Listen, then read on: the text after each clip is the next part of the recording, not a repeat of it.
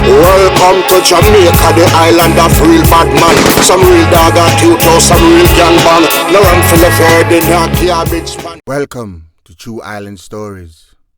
This is Monsters of Mobay, Part 3, The Demise of Bigga Crime.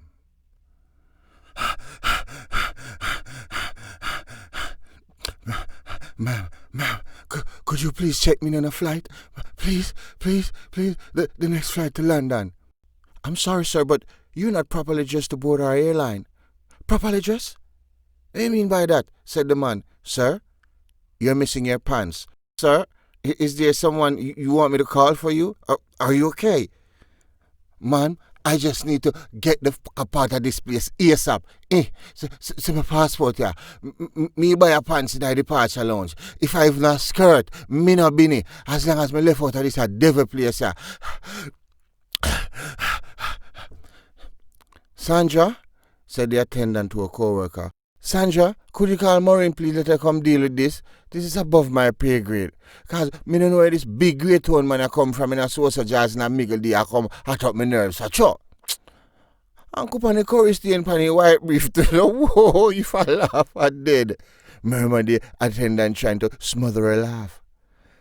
They eventually got the man a pair of old Popina porter trousers and checked him on the next flight to London.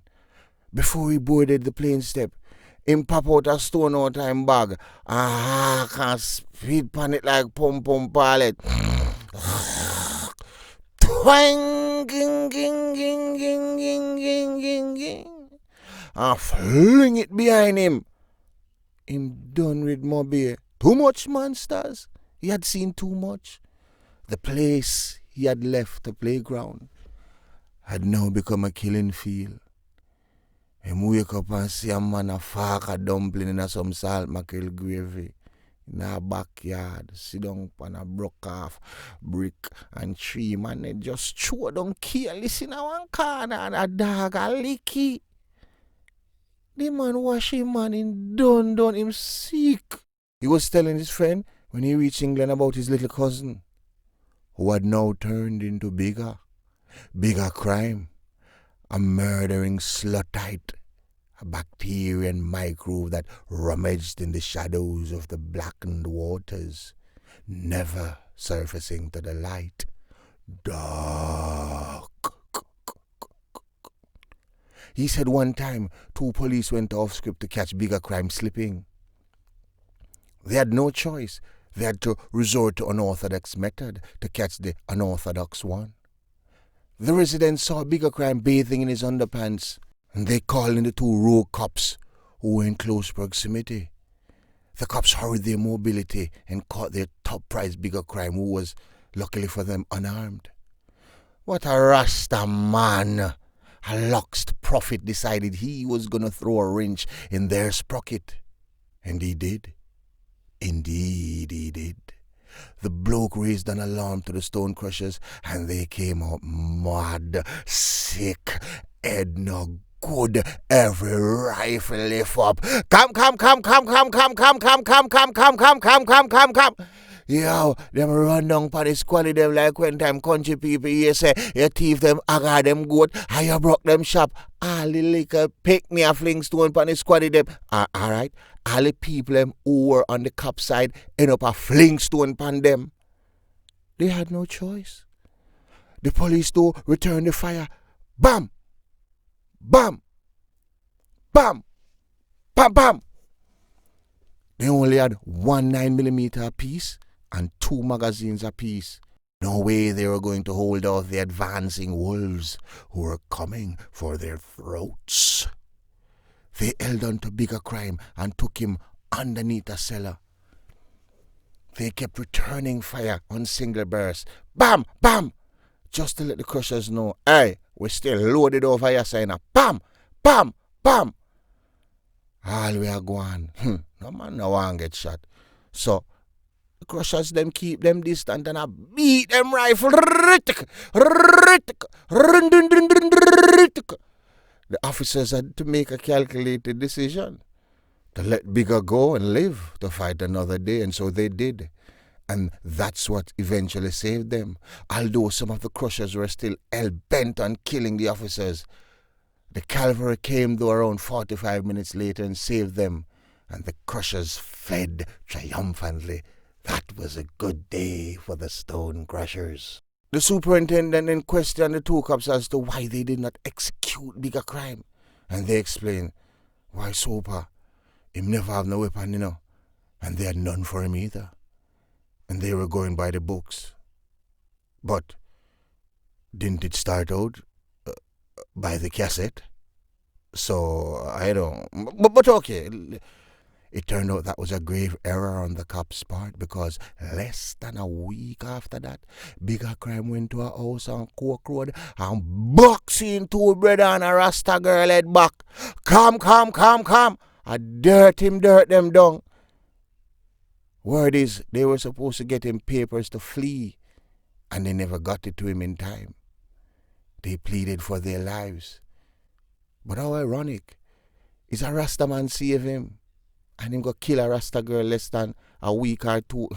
On February 8, 2006, at about 4 p.m., two brothers, Derek Taylor and Sinel Taylor, 45 and 40 years old respectively, along with Sinel's girlfriend, who was a Rasta girl, were all made to kneel down while Bigga asks, Fussy, I don't know how me.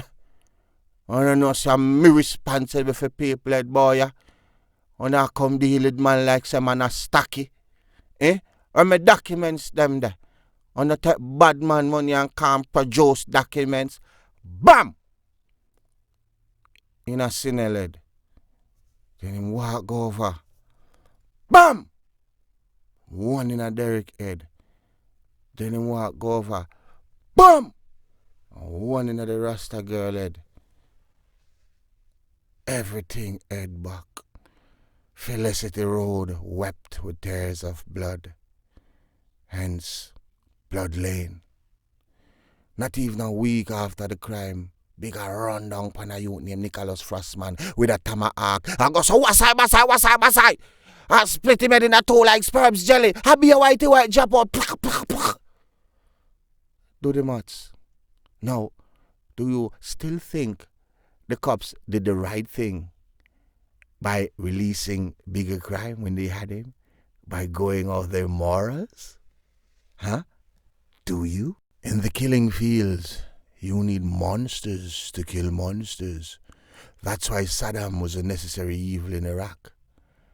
And that's why Prezi was a necessary evil in Tivoli Gardens. I mean, that's just T.I.'s opinion, and you know what they say about opinions. They're like assholes, everybody has one. Bigga crime's body count was rising quickly. He was a murderous hoodlum at just 20 to 21 years old. He started before that though. But the killer had now become an obsessed murderer. And while you and I would go out and roll dice in a hot loady game, Bigga preferred to go and roll heads. That was more gratifying, more fulfilling to him. He also killed a lady named Rose and burned her body in a car. Then, as if that wasn't enough, as if that couldn't quench his insatiable appetite, he and four of his top flicks pounced upon a couple, Dwight Gray 35 and her St. James 36, on March 18, 2006, in what was known as the March Madness.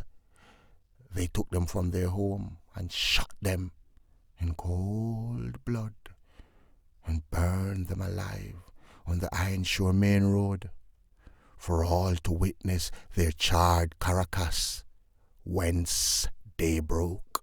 The bloodletting by this maniac was out of control.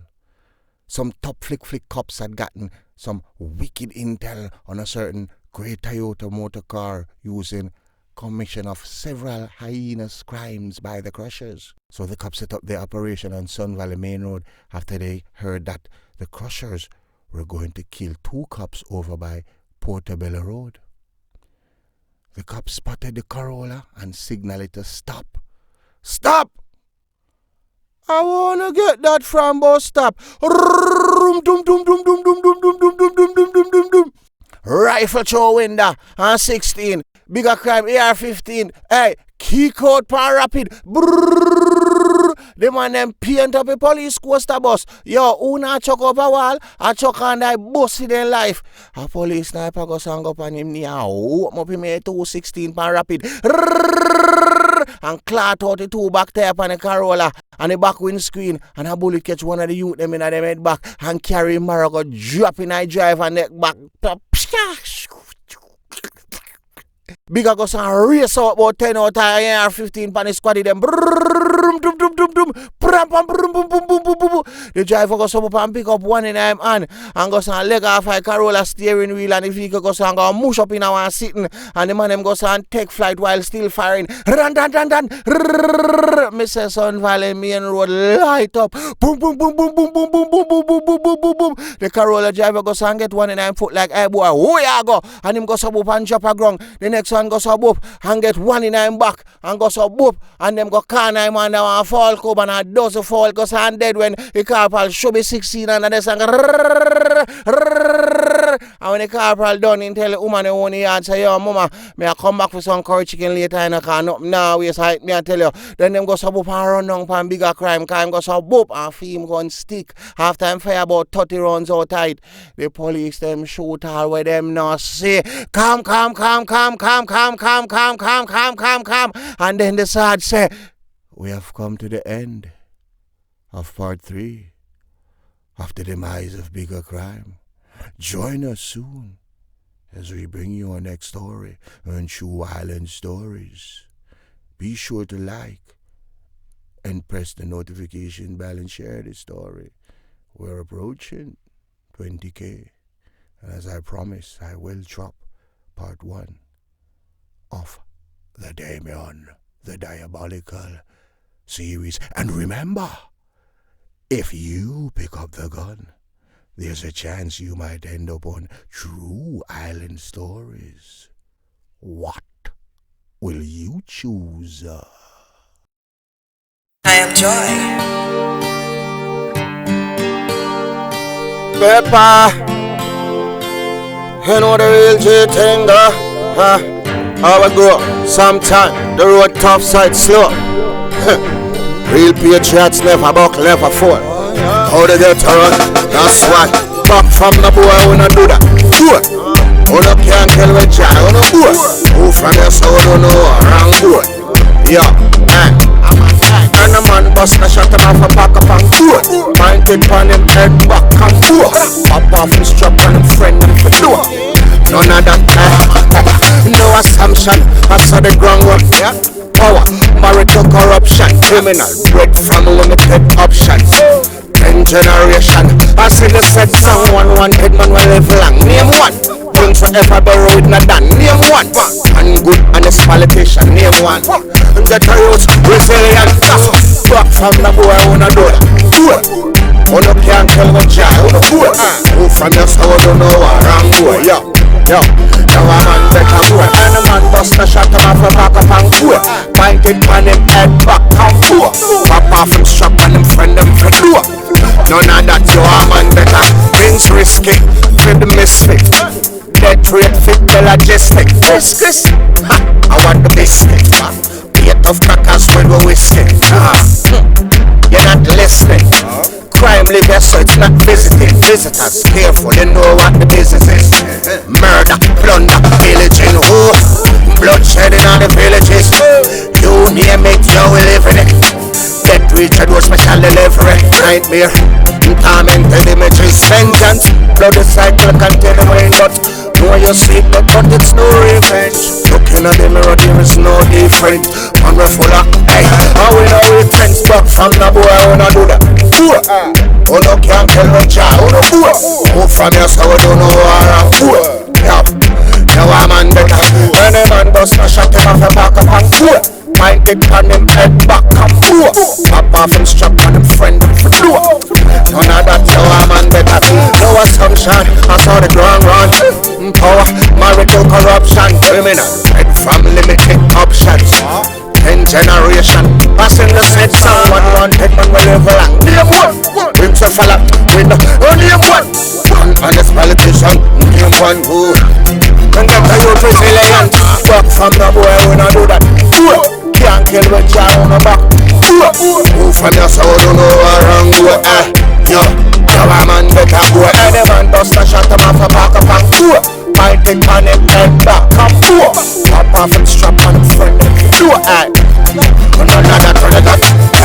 Yo, you know the thing going on, suck a seat up a big game. Hey man, take it to man.